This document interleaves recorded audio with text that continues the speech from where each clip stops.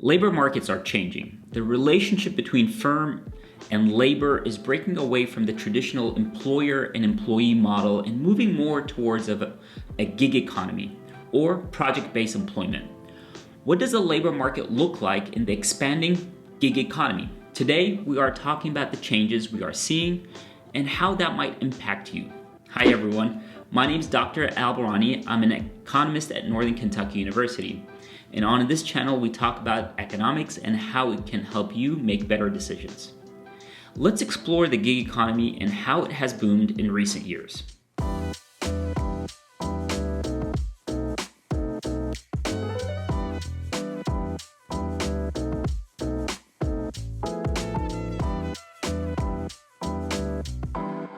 What is the gig economy? It is important to understand what I mean when I say gig economy. A gig economy is when a worker is hired for a single project or task. Gigs have always existed, but they were not popular because of how costly it was to search for temporary employees, what we call search costs. Both employers and employees would face these search costs. In the past, it was hard to find someone when you needed a project completed. The development of digital apps and matching dual-sided markets has made it easier to find temporary help. Uber, Fiverr, and similar apps have made matching much easier, so the gig economy has seen an increase in gig workers. For example, being an Uber driver is considered gig work and is probably the most recognized example. All it takes for someone to be an Uber driver is a smartphone, a car, and some minor oversight by Uber to make sure the car and drivers are safe. Uber operates as a platform that connects riders and drivers. Riders use the Uber app to request a ride. Uber connects available drivers. Once a driver accepts the ride, Uber takes care of handling the transaction and you get home safely. Uber splits the ride payment between themselves and the driver. Gig workers earn income outside of traditional long-term employment. The work tends to be project-based and flexible. Gig workers are often grouped as independent contractors. Historically, construction work has been the top industry in the gig economy.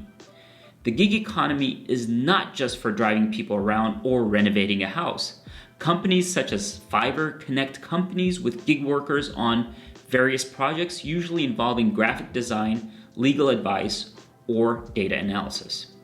So what are the trade-offs of this gig economy?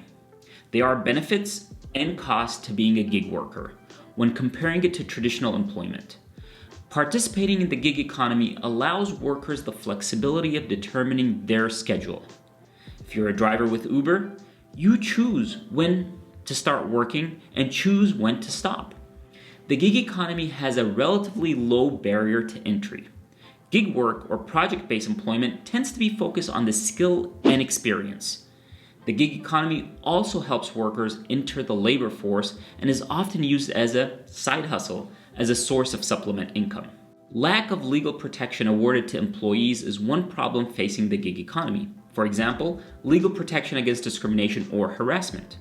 You also miss out on retirement benefits, health insurance, and you are not eligible for unemployment benefits. If you're an independent contractor, you are responsible for setting aside your tax liability. It won't be deducted automatically like with traditional employment. This means gig workers could owe the government money when filing taxes, so set aside some money. So let's talk about the growth of the gig economy. As I said, there has always been independent contracting work. However, recent technology advances are key factors in the growth of the gig economy. This technology growth causes markets to change. The flexibility of gig work allows companies to quickly adapt to these changes. The rise of app-based services makes it even easier to connect workers and employers. Companies can use the gig relationship to hire skilled workers for projects and jobs without having to worry about providing training or offering benefits. There has been a 50% increase in gig work between 2010 to 2020. Gig economy workers have become even more valuable during the pandemic, providing essential services as offering alternative transportation to public transport or delivering food, groceries, and other household goods. The EI district actually shared this graph showing the growth of business applications during the pandemic. Many of the businesses may have started off as gig work and will most likely rely on gig workers to get started. 36% of American adults already participate in some sort of gig work. This side of the economy is growing. In some cases, the gig workers are small business owners or freelancers or people driving for Uber at night. Labor markets are changing, and it is important for you to know the pros and cons of gig work. Gig work could be a side hustle to add extra income or pursue a passion of yours. It can grow to be your main source of income, but make sure you take care of your finances and plan for the future. If you're thinking of adding gig work, go check out my video on side hustles. Question of the day: have you had a gig job? Tell us what it was and how it went in the comments.